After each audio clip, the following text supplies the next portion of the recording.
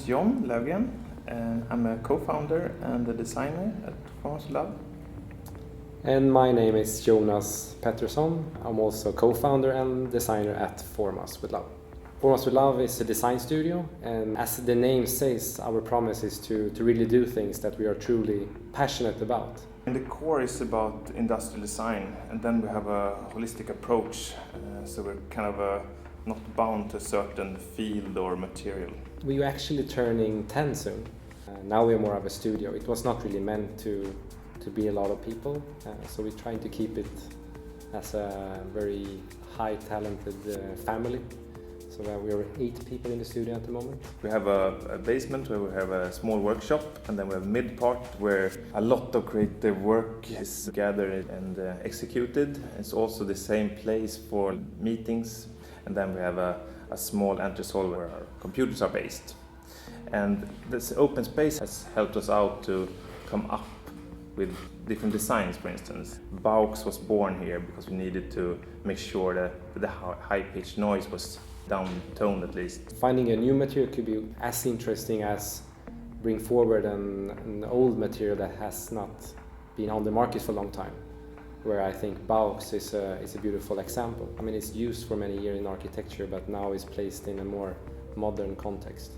There's definitely typical Swedish aspects of our design. It's just there based on our mindset to rather reduce than add, for instance.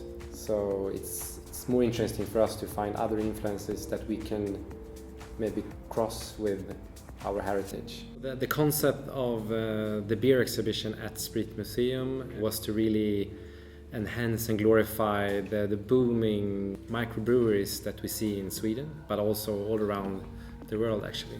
The core of the exhibition was to find out what's maybe not the most stereotype picture we have on beer, to more portray the future vision of what beer could be. So it's very downscaled, very simple. The tiles goes through the whole exhibition, which is also an element which you can see in most breweries, because it's a very functional, practical material. Talking about challenging project, I think the chair I'm sitting on is one example. This is Jan Inge, that we, together with a team of 10 people at IKEA, developed this chair that was supposed to both meet the high expectation of public use and also fit the many people's home and reach a remarkable price. And that was something that was launched this year. And there is some kind of like common design culture going on in Sweden. It's kind of a platonic way. I mean, this socialistic kind of feeling is there also, because you don't have to be 45 to be a designer to be taken serious. I think that's kind of a Scandinavian thing also. The hierarchy is not that important. It's more that if you have something to say, speak up. Regarding our design process, we're definitely a company that keeping track of new techniques and how you can take benefits of the digital world, for instance. But we think it's important to go low tech also, so not use the techniques too much, because you have a tendency to be absorbed by it. So we're doing a lot of mock-ups and sketching with a pen and paper. We have that as a must in each process. But it's a way of being honest to the project you're working on, to make sure people can actually say this is not good enough when it's time to say this is not good enough before it reached the market.